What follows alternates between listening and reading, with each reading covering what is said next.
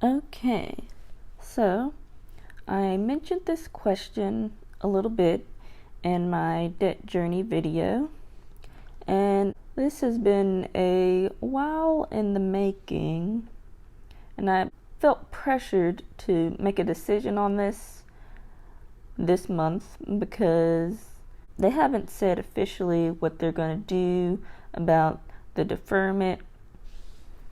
So we should just expect for it to end this month, honestly. So I just, if it were to end this month, I need to decide what I'm going to do with all the money I have saved up. So here's the breakdown of my student loan debt. It's the remainder of my debt is all federal loans. The balance is $24,397.04. The monthly payment is $258.30. The remaining length of the loan is 9.5 years.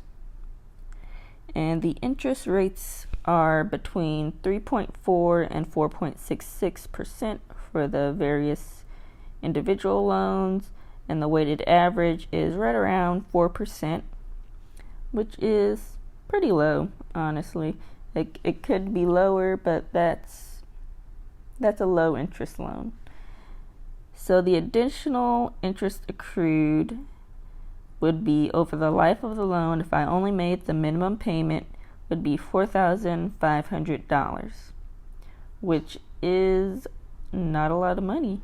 Spread out over 9.5 years, that number is like I could make more money than I'm losing by taking that big chunk of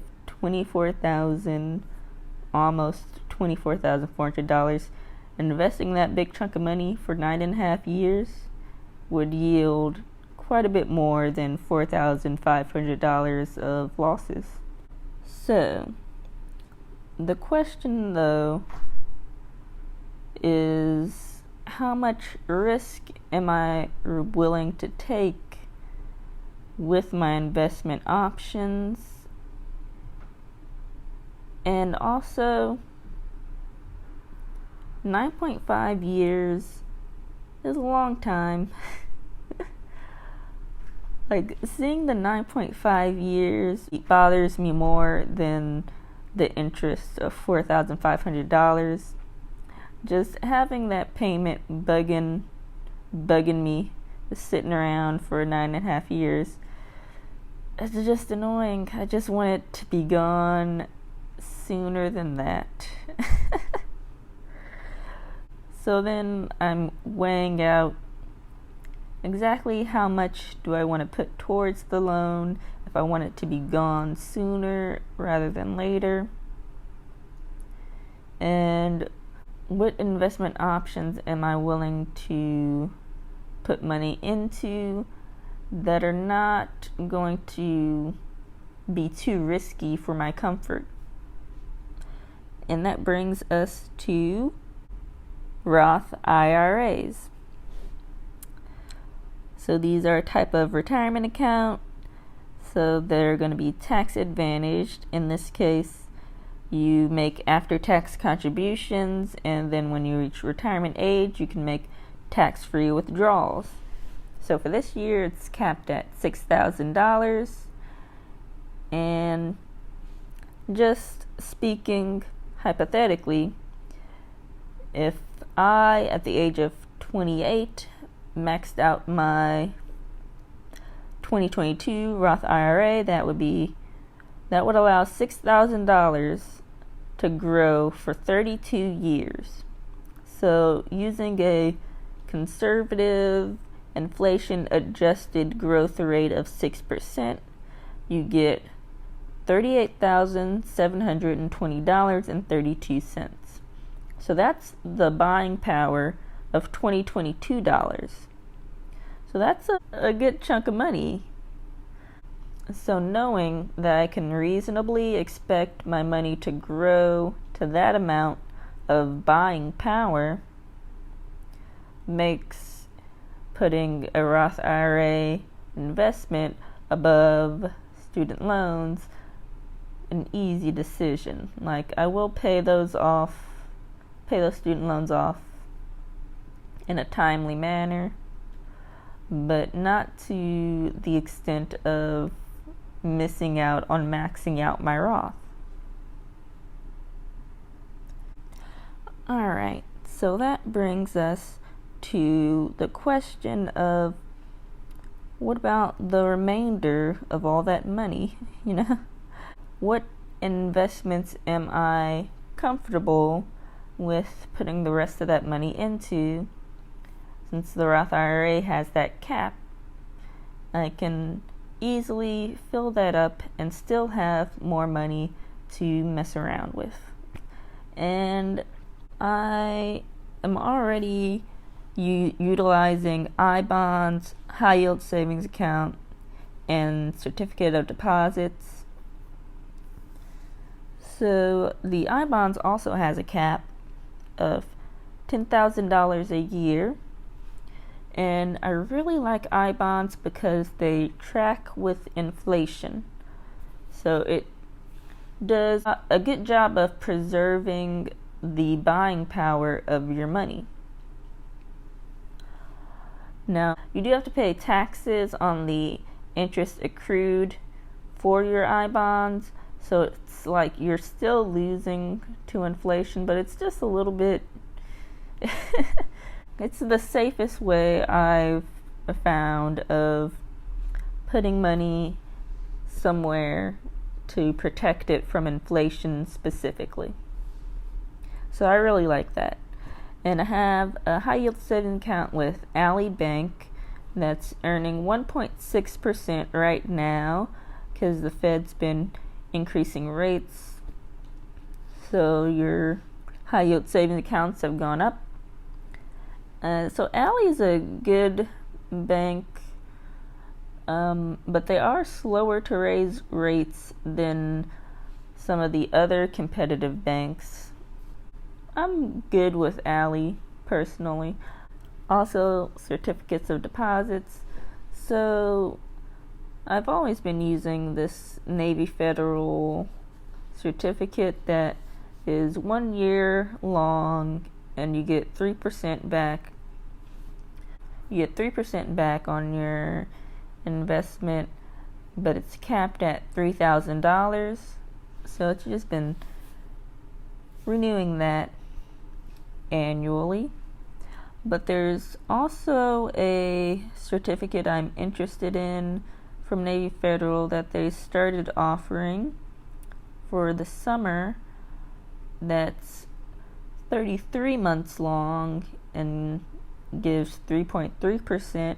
The cap for that is way higher than 3,000, maybe like 100,000. So I wouldn't get anywhere near that. I was just thinking about putting another 3,000 into there, but we'll see how my finances are looking next month. I'll make decisions on that. We'll see if they're still offering that specific certificate. So, basically, the money I have now could be put to use sooner rather than later if I hold off on making that large payment. And this will allow me to have increased buying power for the house purchase I'm planning on making in about 4 years. And I'd like to have as much money squirreled away as possible for that time. Alright, and this is the fun part. Looking at this chart here shows, based on me putting a large chunk of money to cut down the principal on my loans, how long it would then take to pay off the rest of the loan using the minimum payment, and the additional interest that would accrue over the remaining life of that loan. So just putting $5,000 to cut down the principal before interest kicks back in would reduce my years to pay by a whole 2 years, and the additional interest accrued would be cut down by $1,600. So that's a big difference from just $5,000. And putting a whole bunch of money, $20,000, cut down the principal would reduce my years to pay by a whole 8 years, and the additional interest accrued would only be $130. So at that point, it's like it's like overkill. So I was leaning towards right in the middle of those two options, but ultimately I decided on the $10,000 payment because paying off my loans in 5 years, that's fine. You know, I don't really need to be in that much of a rush. And also the additional interest doesn't bother me, but cutting it down by a whole $3,000, like, that's a big difference. So like higher initial payments, like the cutting down on the interest becomes more and more insignificant because $1,500 is already not that much, you know? So that brings us to my decision of paying $10,000 to cut down principal, and I'd end up paying an additional $1,500 in interest, which comes out to about $300 a year or $25 a month just paid in interest, which is like, that's really easy to beat. Okay, so those are averages. Like, really, the interest is going to get smaller and smaller over time. But like getting an average of $25 a month from investments, even low risk investments, like, that's easy for me to beat. So I'll be reducing the length of my loans by 4 years. I'll be able to max out my Roth IRA for 2022 and allow that to grow for 32 years. And I'll have more money saved for my future house purchase. Alright, so this video was a while in the making. Like, I was making calculations in my spreadsheets and fretting over how much should I put towards these student loans and what percent do I need to get on my investments in order to offset the losses for interest, blah blah blah. So I look forward to doing more PowerPoint finances videos like this. It's nice to write everything down and get my thoughts out clearly. Like, I feel good about this decision where I've landed. Alright, that's all for today. Thanks for watching. Bye.